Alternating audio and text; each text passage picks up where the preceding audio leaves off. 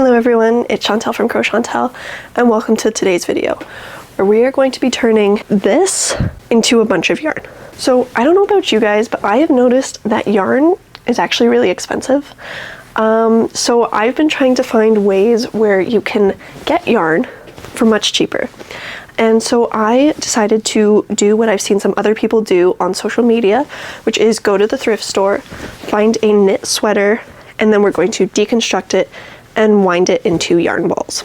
So to do this, you're just going to need a couple of supplies. You need a seam ripper or some fine tip scissors.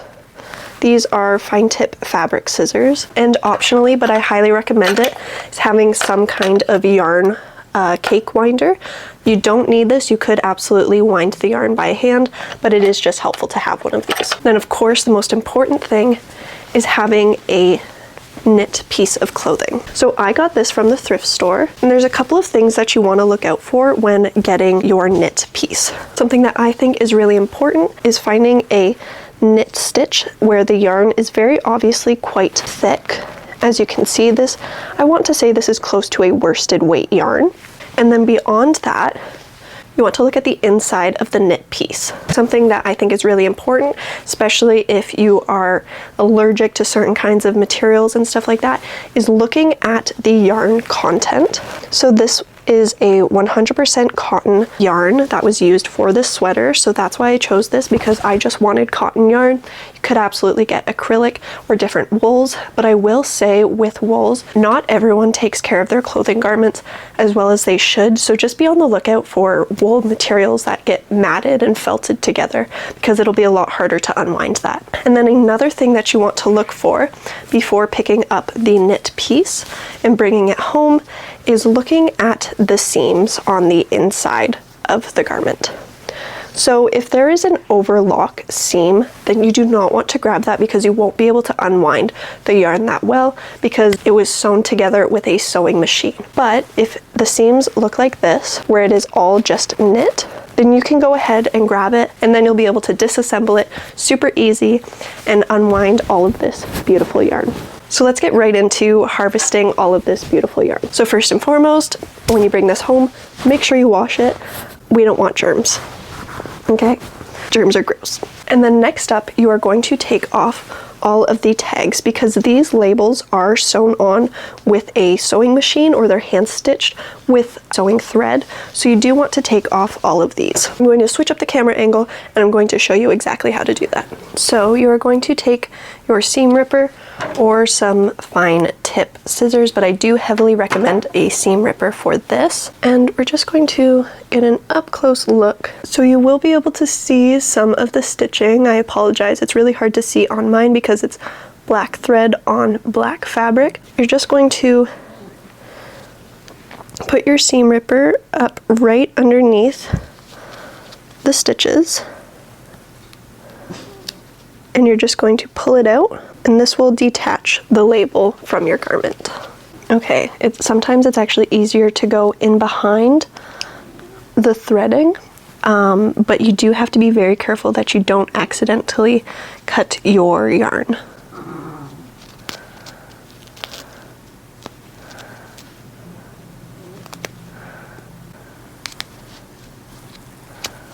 Okay. And then you're just going to repeat that process for all of the labels you have on your garment. And once you've taken the labels off, I would just recommend also taking off any buttons that might be on your garment. And be sure to keep these buttons. These would be perfect for future projects, especially if you come across any of these unique buttons like these metal ones. And now we are going to get into unraveling the panels and disassembling the garment. So when you look along the seams, you'll see that on one side, there are these little horizontal bumps running underneath where the garment panels are joined together. There's these tiny little horizontal stitches. And if you look on the other side, there will be all of these loops. And that is what is connecting the panels together. So we are going to seam rip those off. What you want to do is come up to the top of the seam, and then you're going to find the side with the tight looping. As you can see, the tight looping is on this side. So you're going to put your stitch ripper underneath, cut it, undo it so then it's not knotted together. You're just going to pull on this short tail, and then you'll be able to continue pulling down the entirety of the side, and then it'll disconnect. Then just repeat that for every single seam around the entirety of the garment. While disassembling, I did notice that there are pockets on this, so I just wanted to show you guys how to take off pockets. So what you're going to do is you're just going to flip the pocket inside out. Once again, look for that seam of the little V's, the loops. Go underneath the loop, cut it, then pull on the short tail and just pull, and you should be able to take off the pocket super easily.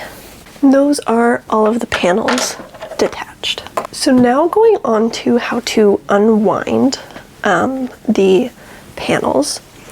You'll notice some of the panels have probably already come undone, as you can see here, and it's just super easy to pull. It'll just start unwinding as you pull.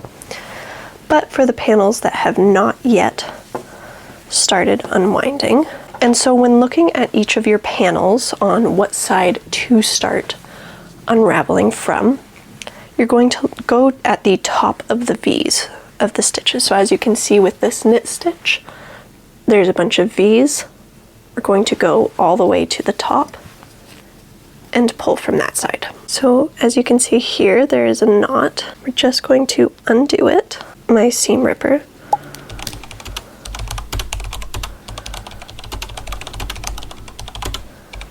You're just going to undo the knot.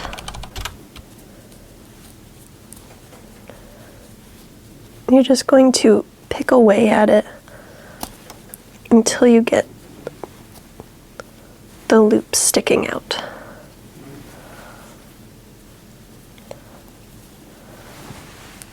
So, as you can see, now it's just easily unraveling. And then you're going to take your yarn winder, if you have one, attach it to a table, and then you just take your yarn tail,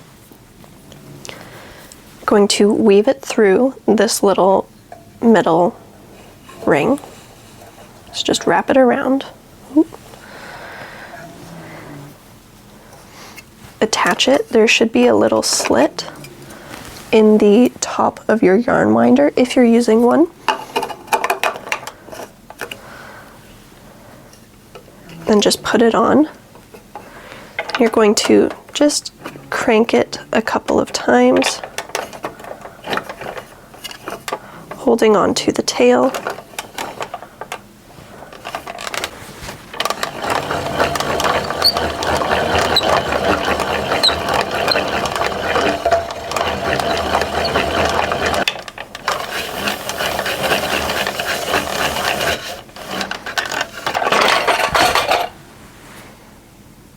So it's important to keep some level of tension while winding the yarn ball because you don't want it to be too loose. So be sure to do that. I'm going to go to a different table where this can attach better. And then once I'm done everything, I'll show you how much yarn I got and how much money I saved having purchased a garment from the thrift store rather than buying yarn directly from the store. So I finished. In total, I have 1, 2, 3, 4, 5 cakes of 100% cotton, worsted weight yarn. That's what I'm going to go off of. So now I'm going to weigh how much yarn that I got. I'm going to compare that to how much it would cost me to go to like Michael's or some other major craft store and buy 100% cotton yarn. We're just gonna see how much money I saved here. So I'm just going on the Michael's website. Please keep in mind this is in Canadian dollars. And I like to buy the Loops and Threads classic cotton yarn. So I'm just going to use that as a point of reference. So this ball is $16.99 for 400 grams. So let's just do the math on that. $16.99 divided by 400. So it's about 4 cents per gram. Let's put this into grams.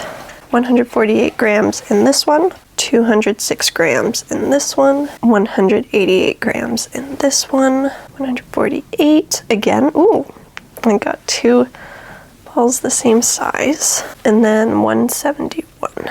So that's 861 grams of yarn. So that's over double what the Loops and Threads yarn is. And I spent, let's see how much I spent. I spent $10.89 on this. So this works out to be about 1 cent per gram of yarn.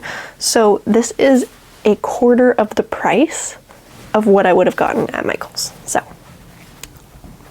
but I think it's definitely worth it because even aside from the costs and the money that you're saving, you're also helping the environment because you're helping divert things from landfill. Thank you so much for watching. Let me know in the comment section below what you think I should make with all of this yarn, because I told myself I wasn't going to buy any more yarn in 2026, and now I have 5 cakes of yarn that I need to get through. So please give this video a like and consider subscribing for more content like this, and I'll see you in the next one.